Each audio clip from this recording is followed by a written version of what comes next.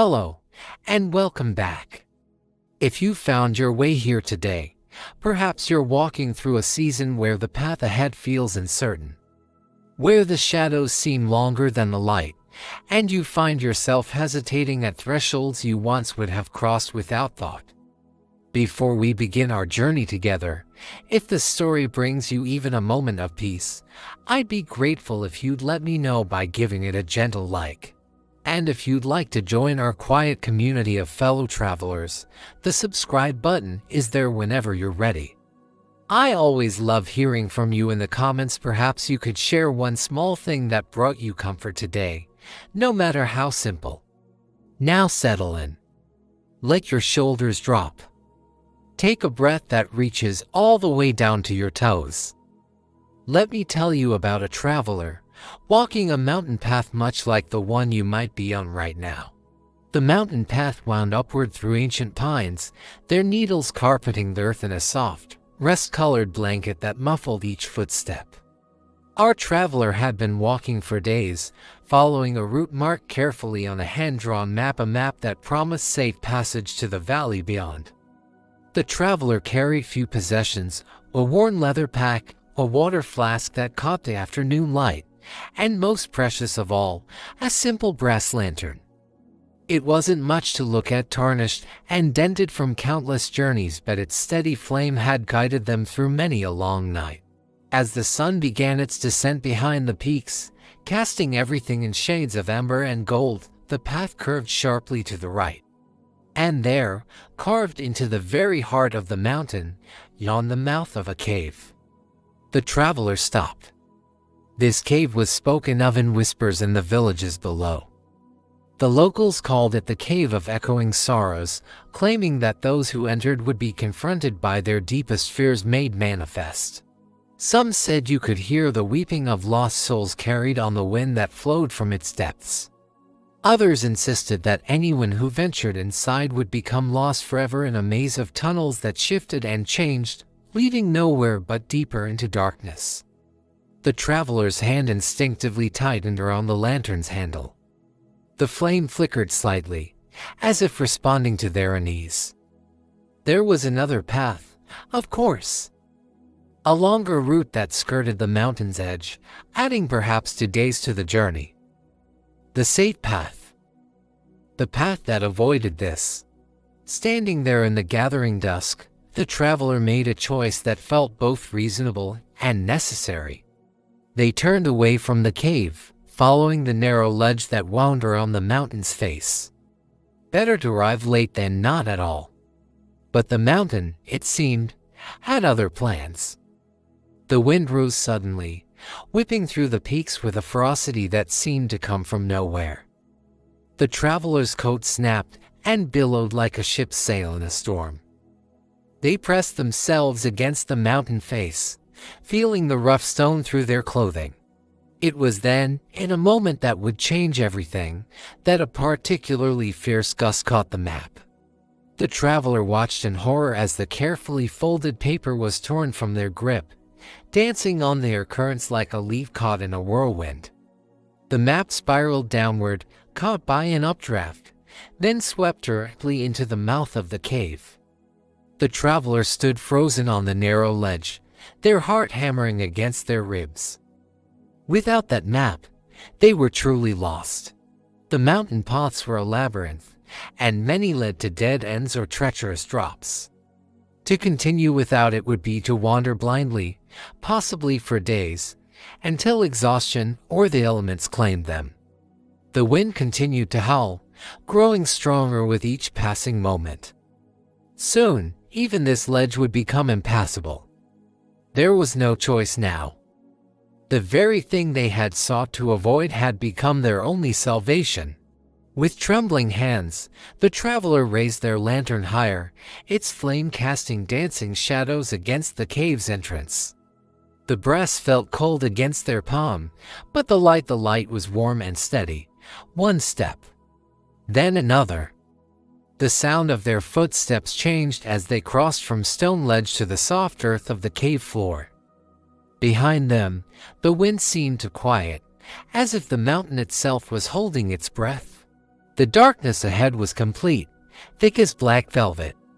But in their small circle of light, the traveler could see their map, resting against a smooth stone perhaps 20 feet ahead.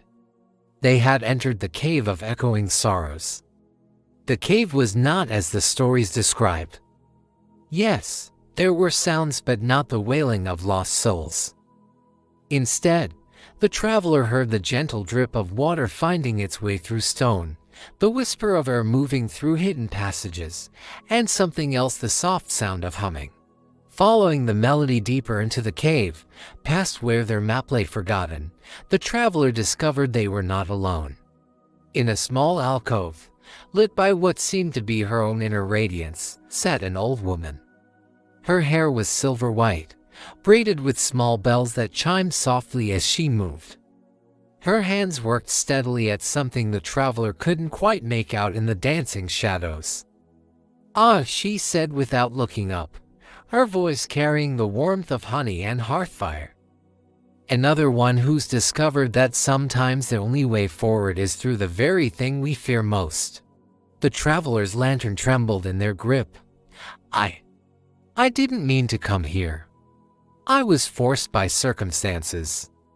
I need to retrieve my map and leave." The old woman finally raised her eyes, and they sparkled with something that might have been amusement. "Forced by circumstances," she repeated thoughtfully. "How curious. I would have said you were guided by necessity." She gestured to the walls around them, and for the first time, the traveler truly looked. The cave was beautiful. Where they had expected rough, jagged stone, they found walls polished smooth by centuries of flowing water. Crystals caught and reflected their lantern light, creating tiny galaxies of stars across the ceiling.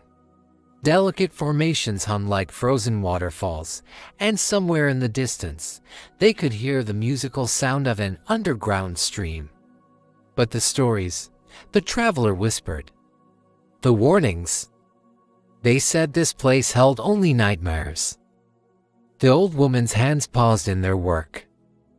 "Tell me," she said gently, "what do you see when you look around you now?" "Beauty," the traveler admitted. "Wonder. Things I never imagined could exist in darkness." "And what is the difference between now and when you first entered?" The traveler looked down at their lantern, its flame steady and bright. Understanding began to dawn like sunrise over mountain peaks. "The cave is only dark," the old woman said, returning to her work with a knowing smile, "if you forget your light." She held up what she had been crafting, a small mirror, polished to perfection. In its surface, the traveler saw not their own frightened face, but the cave around them transformed by their lantern's glow into a cathedral of natural wonder. "The darkness you feared was never the cave itself," she continued. "It was the possibility of being lost without your light. But you see, you never truly lost it. You carried it with you all along." The traveler spent the night in the cave, and what a night it was. Guided by their lantern and by the old woman, who seemed to know every passage and chamber, they discovered room after room of breathtaking beauty. There were underground pools that reflected their light like liquid mirrors. There were chambers where the acoustics created the most beautiful music from the simplest sounds. There were galleries of natural sculpture that rivaled anything human hands had ever crafted. In one vast cavern, they found what the old woman called the Hall of Mirrors, a place where crystalline formations created thousands of reflections, each one showing the lantern bearer from a different angle and a different light. "This is what the cave truly is," the old woman explained as they stood together in the hall. "Not a place of nightmares, but a place of reflection. It shows you exactly what you bring into it. If you enter with fear and darkness, that is what you will find. But if you enter with light," she gestured to the countless reflections surrounding them, each one showing not a frightened traveler, but someone who had chosen courage. Someone who had found beauty in the darkness. Someone who had discovered that their small light was enough.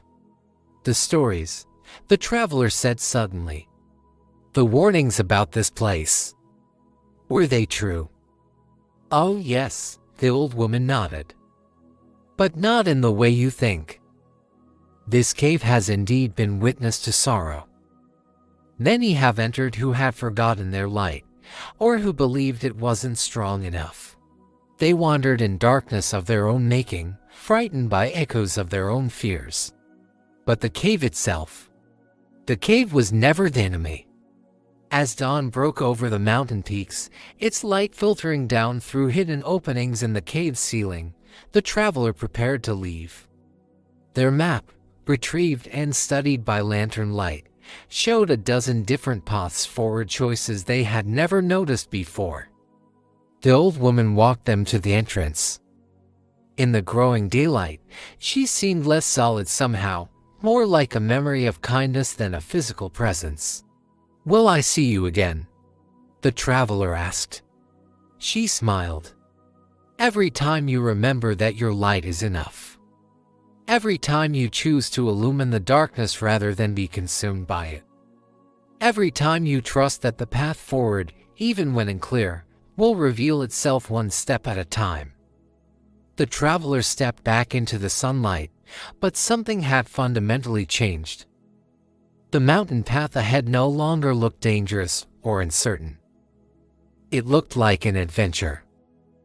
Like a series of opportunities to discover what other wonders might be hidden in seemingly frightening places.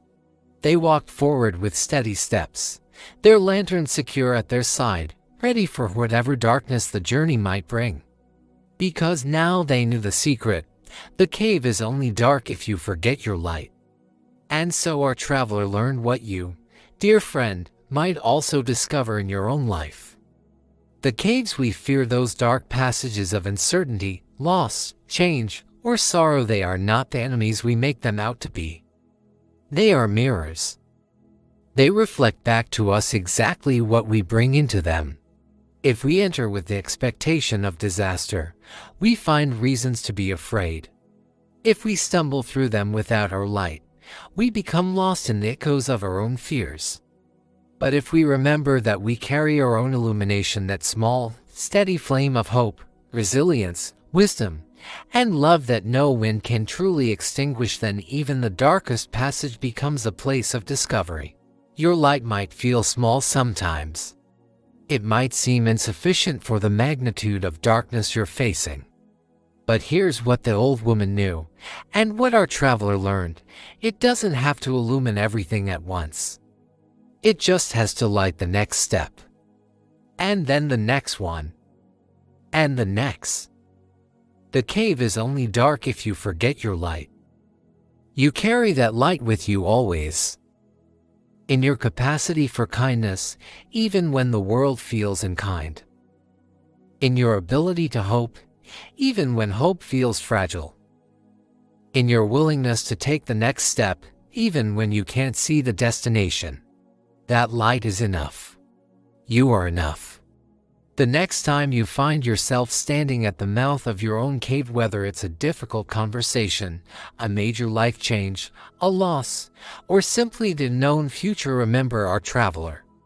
Remember that what feels like darkness might simply be a space waiting for your light to reveal its hidden wonders.